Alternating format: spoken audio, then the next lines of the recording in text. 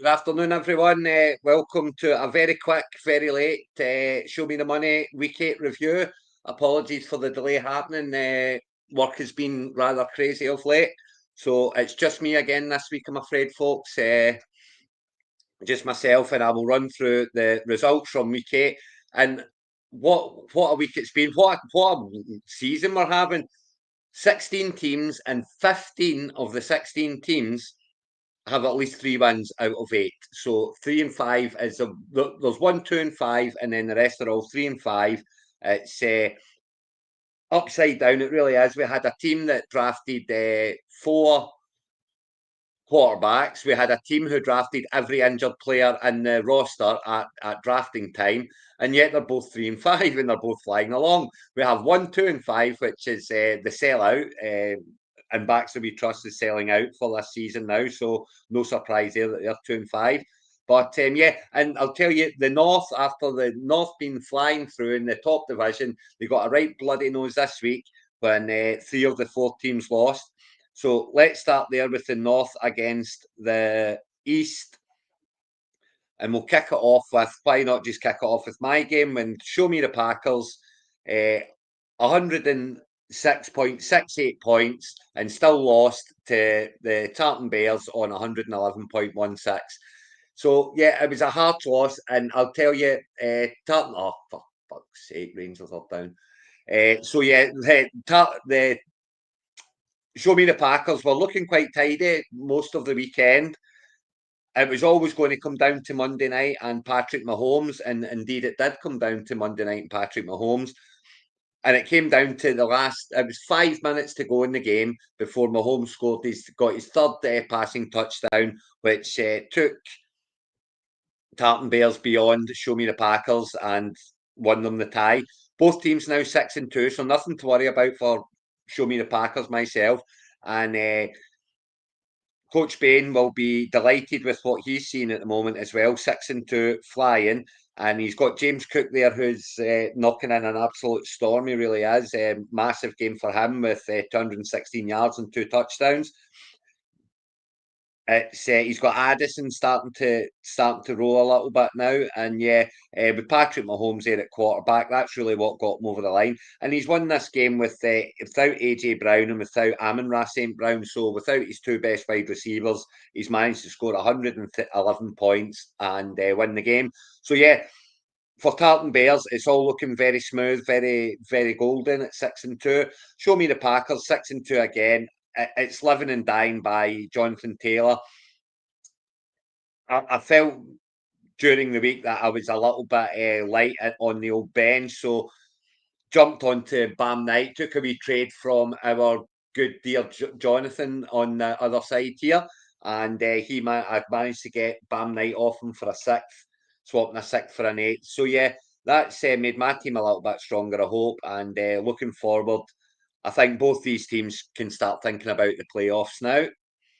Whereas if we now jump into and Baxter We Trust, who, to be fair to our Douglas, he has sold out this year, and it's all about next year for him now. But yeah, 60.66 points doesn't bode very well in terms of winning many more games this season.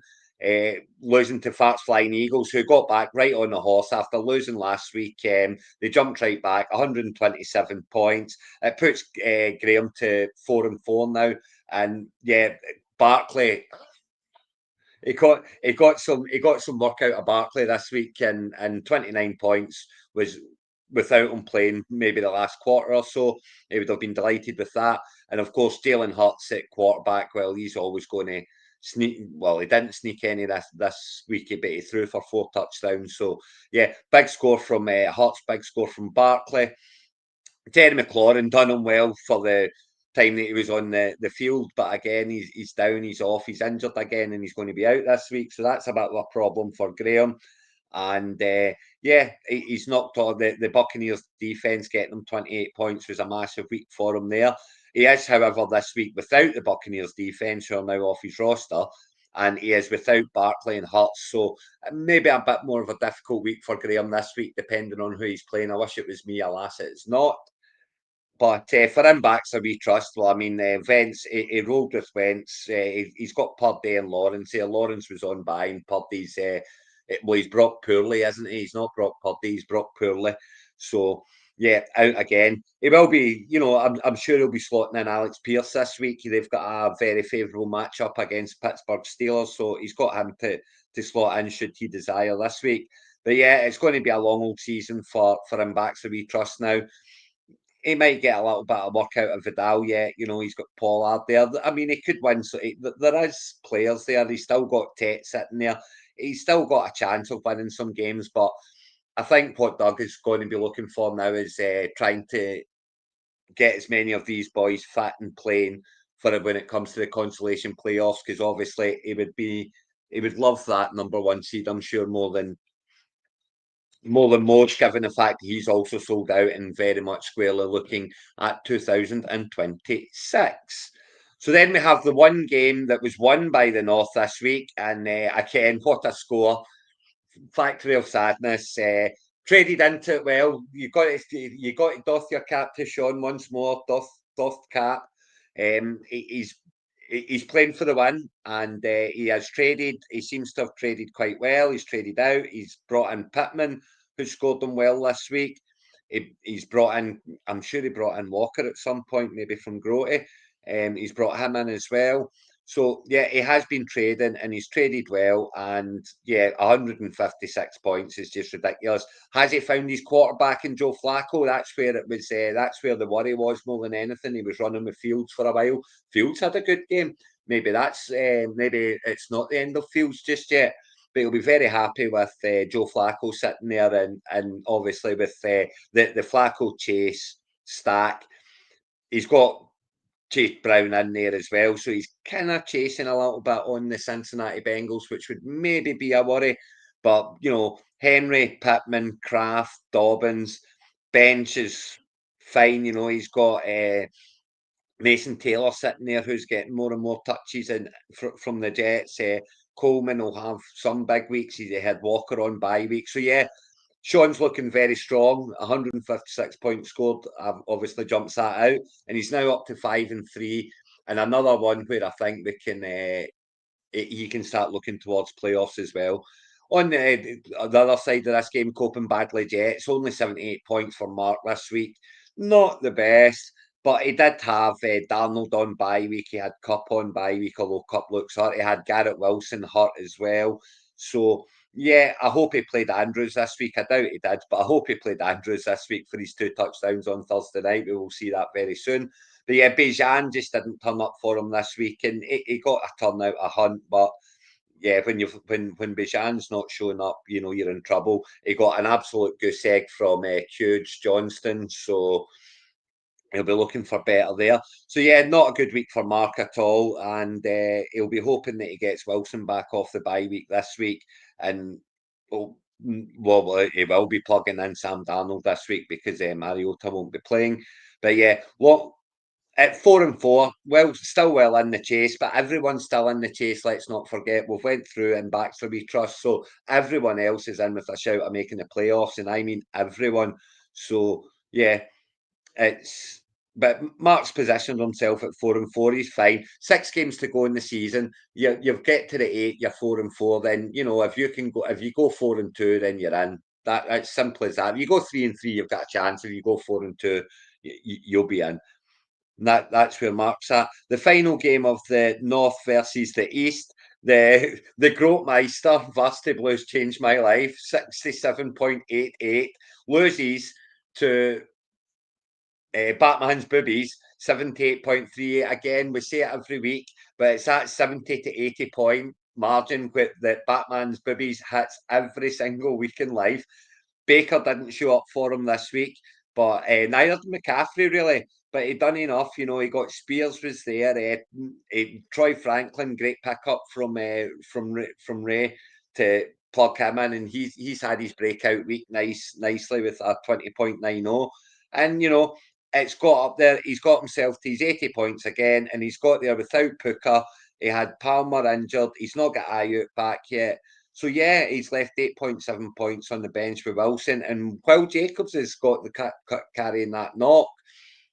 It's Wilson could become a thing if Jacob if they keep not giving Jacobs all the touches. It's definitely Wilson as the number two there. As for Grote, I mean, it's just one of those weeks, in it? His team's absolutely fine. He's 5-3. He lost Judkins to injury, but it doesn't look like it's serious. It looks like Judkins will probably be back next week. But yeah, Ibuka didn't turn up. Olave didn't turn up. He rolled with Fryermuth after the touchdowns the week before, and he didn't turn up. He's still got Bucky Irvin on out injured. He had Daniels injured this week as well. Starting Jones isn't exactly a bad thing, right enough. Danny Dimes is flying at the moment and looks a different quarterback in Indianapolis to what he looked in New York. So you have to doff your cap to that as well. But yeah, it's just one of those weeks for Varsity Blues. I'm afraid you have them, especially in this scoring. You can get away with it, and when you're getting PPR or half PPR or whatever, when there's different scoring, sometimes you can get away with it. But in this league, you're very touchdown dependent. And if you don't get the touchdowns, you simply just don't get enough points. And that's what happened here for Grote. I mean, Mark's got what 100. He got over 100 yards. Olave got 60 yards. Ibuka only got 35. Obviously Quentin Junkins got not a lot because he didn't play a lot. But I mean, White got over 50 yards as well, but not one of them scored a touchdown. And when none of them scores a touchdown, you end up with 67.88 points, I'm afraid, and that's the way it goes. But bigger and brighter things ahead for Varsity Blues, I would say. They're got to have one eye on the playoff with that roster that they have. So now we're into the South games against the West, and so again the South.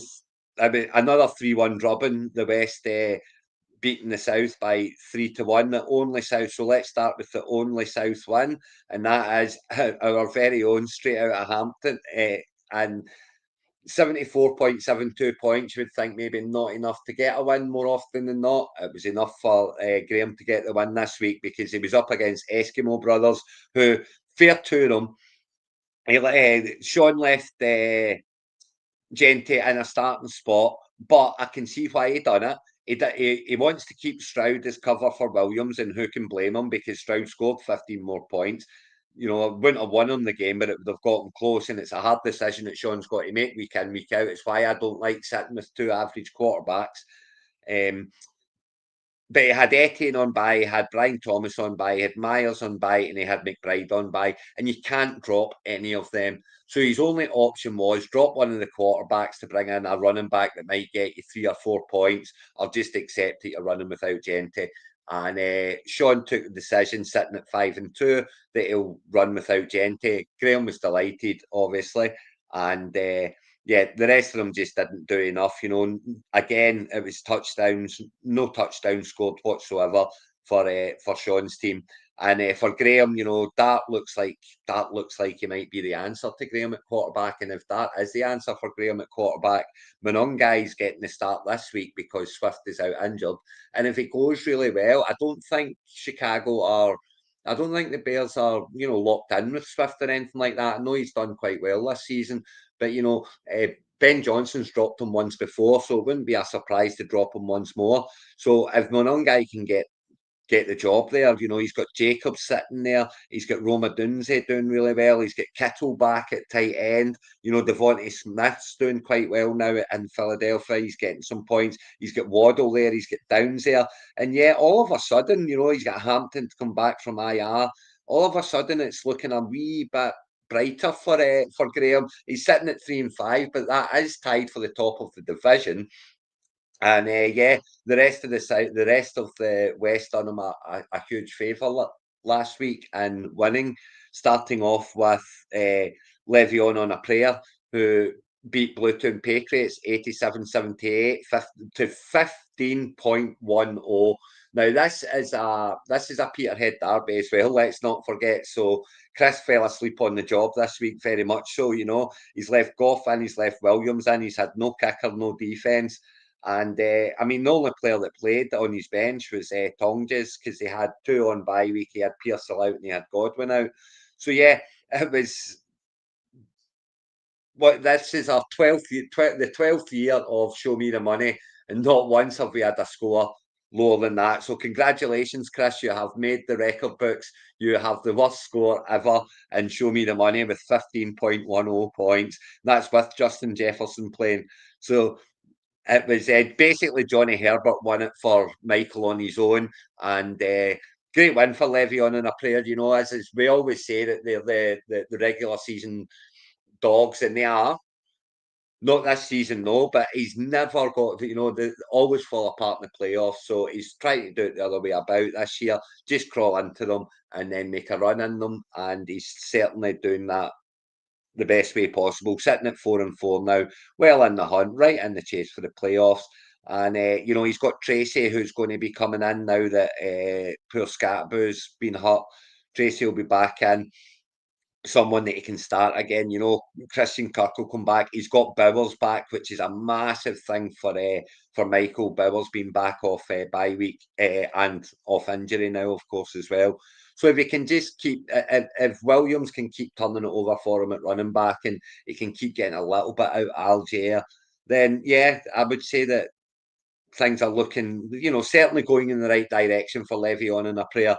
Bluetown Patriots, however, going in the opposite direction. They should get a turnout of Henderson this week with Stevenson being injured. And if he can get a turnout of Henderson, it would make a huge difference. He's got players back. He's got Williams back. He's got Tucker back. And he'll have Goff back. He'll have Jameson back, Jameson Williams. Not that might help him much. So yeah, it's far from over for Chris. At 3-5, he's again tied for the top of the division. So the division's well up for grabs there, and he'll be hoping there's better things ahead. But he'll need to manage his team. So then we have the where will we go now? We'll go to Sacked in the Morning. Sacked in the Morning, beating the Kirkwall Raiders, and here he comes. Well, it's slow starter, a rookie of the year, rookie for the year. Aaron is 108 points. He's topped 100 points this week, and he's finally starting to motor, largely thanks to a massive game from Tua. He left Tua in, and a massive game from Breece Hall. Obviously, if he started, I doubt he started Tua this week as well, because he should have started Lamar Jackson, who was back from injury. But yeah, Breece Hall, a massive game. He's really struggling at running back still, as Aaron with his sacked in the morning.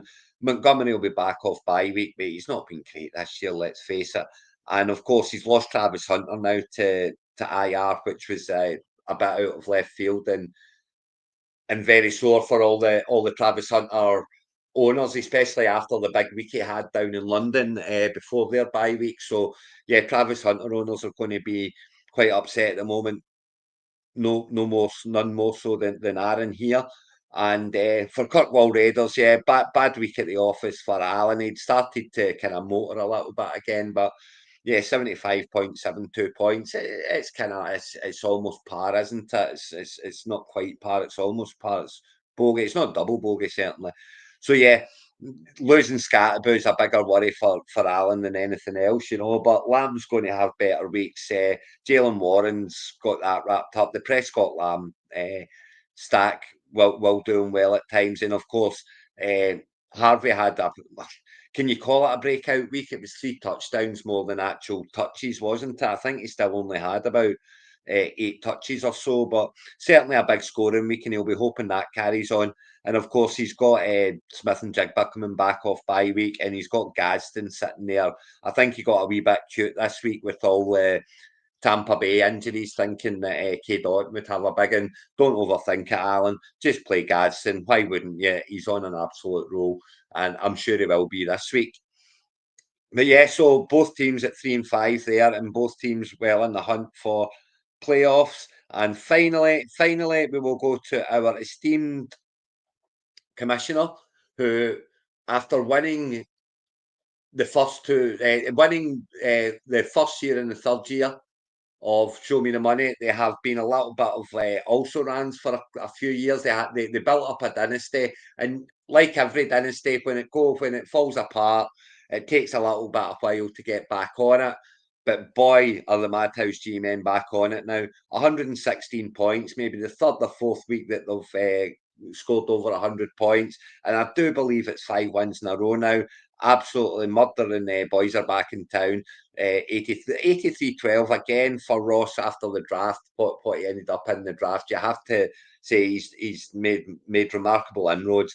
He's lost Stevenson, though, which won't help him. Gainwell, well, when Andy's lost Pacheco, and Gainwell, while Warren's fit is not good. So he's going to have had to have been busy because he's only got one fit running back at the moment. So he must have been busy in agency this week looking for a running back to play. He does have Marv Harrison coming back. He'll have Nico Collins coming back this week. So, better players to come in, but a serious running back issue for boys are back in town. But I mean, the Madhouse G-men, I would say that the favourites have returned. I don't think the defending champions are the favourites anymore, a la myself. The squad just isn't there. But when you look at the likes of Factory of Sadness squad, when you look at the Varsity Blues Change My Life squad, and especially when you look at the Madhouse G-Men squad, that pickup of Rashid Rice from the agency, people kind of scoffed at the money that you spent on him, Johnny. But again, massive move, and it's going to pay absolute dividends from here on in because Rashid Rice is legit. He is free of all the nonsense of. He is free of all the nonsense from off-field issues, and you have to hope that he's going to kick on now. I mean, that's 116 points with Ferguson getting a goose egg. He won't have many goose eggs, that's for sure. So yeah, things are looking very strong for the Madhouse G-men. And with Gibbs coming back, Charbonnet coming back, absolutely loaded. So much loaded that he could afford to trade out Bam Knight and pick up an extra wee 6th-round pick for next year.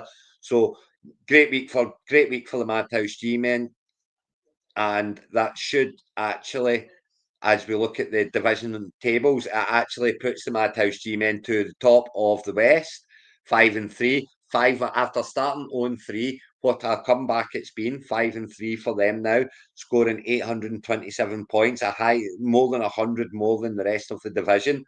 Eskimo Brothers still sitting there at 5-3 and holding the 6th seed at the moment, so looking good. But 6 games to go. There's important games coming up for Sean. Levion and a prayer at 4-4. They're going to need to start winning. They're actually sitting at holding the number 8 spot, so they are in the playoffs at the moment. I think right where Michael wants them to be because he's sick of being number 1 and getting beaten in the first round. And then sacked in the morning down there at 3-5. Yes, it's 3-5, but it's a 2-game win streak now. They're on the up, and they've of course got Lamar Jackson back, so better things can happen. In the East, we have the Tartan Bears are right there at the top, 6-2. They are holding the number 2 seed at the moment due to points scored. However, 807 points is not to be sneezed at. Fart Flying Eagles, Coping Badly Jets, both sitting in there at 4-4, just in behind. It's a bit of a slide for Coping Badly Jets now. Three losses in a row, and it's knocked them out the playoffs for the first time. So the playoff spots for the first time. So yes, it's work to do for Mark, and he'll be looking to turn that round quite quickly. And there you go, Batman's boobies. They might be bottom of the division, but they're 3-5. And after that draft, I can't help but say, well done, Ray. Absolutely excellent work to be able to be 3-5. And the work that you've done in the agency has been pretty much spot on as well. For example, bringing in Franklin, who was always going to have a couple of big games and starting them with when he does have one this week, got you the win. Congratulations, well done. And at 3-5, well in the hunt for the playoffs. Then if we look at the South, there's Kirkwall Raiders at 3-5. We have Straight Outta Hampton at 3-5. We have Boys Are Back in Town at 3-5, and we have Bluetown Patriots at 3-5. So, I mean, no one's out of the running, obviously, because everyone's in with a chance of winning the division. This is just it's a 6-game race now. This one, it's a sprint. It's not a marathon now. This one, it's a sprint. Kirkwall Raiders, you have to think are favourites with our, vastly outscoring the rest by 50 points. But yes, Straight Outta Hampton are on a roll. They've got 2 wins in a row now. They've scored over 100 points the last 4 weeks in a row as well. So yeah, things are very much looking up for Graham there. And then finally in the north, we've got Show Me the Packers, defending champions at 6-2, still holding the number one seed thanks to the 845 points for. But as I say, the squad is starting to look a little bit thin in the ground. Factory of Sadness, great win last week, puts them up to 5-3. Tied with Varsity Blues Changed My Life, who are also 5-3. And then, of course, we've got the bunnies of the league this year. And back to We Trust down there at the bottom, not really looking to win many games from here on in, given the fact they've sold the soul. Week 9, people, week 9. So this is the start of the run in, I would say now. We're through halfway now, 8 games gone, 6 games to go. And it's basically you're looking to go 4-2 from here on in. If you can go for any team that goes 4-2 from here on in is going to have a right good shout of being in the playoffs and probably will be in the playoffs. So again, it's the North against the North are playing the East and the West are playing the South. So this time it's Show Me the Packers are up against the 2-game win streak, Batman's Boobies. And so that's, Show Me the Packers should be heavy favourites, but we know Batman's Boobies are going to score that 70 to 80 points. So that's, I know what my target needs to be. Then we have, and Baxley We Trust are up against Coping Badly Jets. A very good chance for Mark to snap that losing streak that he's on right now against the sellout team. And Baxley We Trust. And then we have,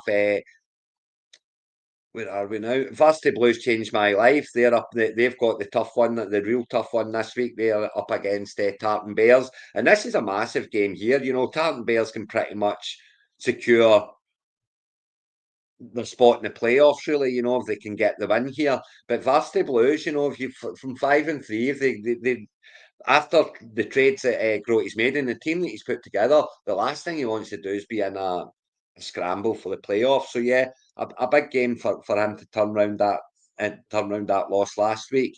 And then the last one is, of course, Factory of Sadness playing against Farts Flying Eagles. Again, big game for Graham's Farts Flying Eagles at 4-4.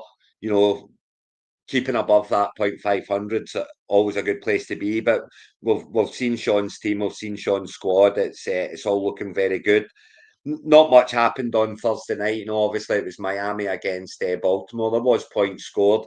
I'm seeing that whoever had Mark Andrews hasn't played him because the points aren't there. It was Mark, and he's not played him because he's playing Kelsey. So yeah, that's good news for Doug. Not so good news for Mark that he didn't play Andrews. But of course, Aaron did slot Lamar Jackson back in, and he got his 31 points here. So it's a great start for Sacked in the Morning up against Straight Out of Hampton. Incidentally, Aaron, if you're watching, Graham did ask if you wouldn't mind just taking a week off this week because he's on a roll now. So if you wouldn't mind doing that, Graham would appreciate it. And then we have Eskimo Brothers are up against Kirkwall Raiders. So 5-3 of Sean's Eskimo Brothers against Alan's 3-5 Kirkwall Raiders. That would make you think that Sean would be the favourite, but Alan's team is picking up and he's getting some players back, so he's actually 58% favourite right now with no one having a player played. But yeah, it's again, Sean wants to keep tabs on the Madhouse G-men at the top of the division. Then they'll need to take out Kirkwall Raiders. And of course, Kirkwall Raiders, every game's a massive game now with the whole division at 3-5. And then finally, we've got the Madhouse G-men up against the Blue Toon Patriots. And it's, for Chris and his Blue Toon Patriots, I would say it's pretty much win or die. It's getting to that stage now with the squad that's there. But for the Madhouse G-men, of course, 5-3, you don't want to be slipped. It's one that with the squad, if the Madhouse G-men were to lose it, it wouldn't be a disaster. But yeah, the quicker they can get to 7 wins and try and secure that playoff spot, the better. So that's us, gentlemen. Week 8 is in the bag. Week 9 has already kicked off. Oh, sorry, I missed out Levion and a Prayer. Sorry, Levion and a Prayer are playing. The boys are back in town again. I mean, for the whole entire South Division, it's at 3-5. It's either win the division or start winning games, because if you don't win the division, you're not going to get in the playoffs with a losing record. So they need to start going. So big game for boys are back in town. Big game for Levion and a prayer two at 4-4 again. You want to get yourself up there as quickly as possible. And for Michael, he's right on that borderline, sitting at the number 8 seed. So if he loses, he'll likely end up dropping out of the playoff spots. So a huge Peterhead derby there, and a good start for Michael with his 22 points. It was Zay Flowers and the Ravens D. Brave man to play the Ravens D, you've got to say. So yeah, well done, Michael, for taking that swing. That was a wee bit out of left field, but it certainly worked. So yeah, week 8 in the bag. We're in 6 games to go. Time to start winning, folks, because the playoffs are a calling and nobody is out of it. It is tighter than a nun's twat as well. So there you go. Yes, so good luck everyone this week. I hope you all win, apart from obviously Batman's boobies who are playing me. I hope they fall badly. And we'll see you next week, where hopefully Mr. Baxter will be rejoining me to review week 9. Good luck, everyone.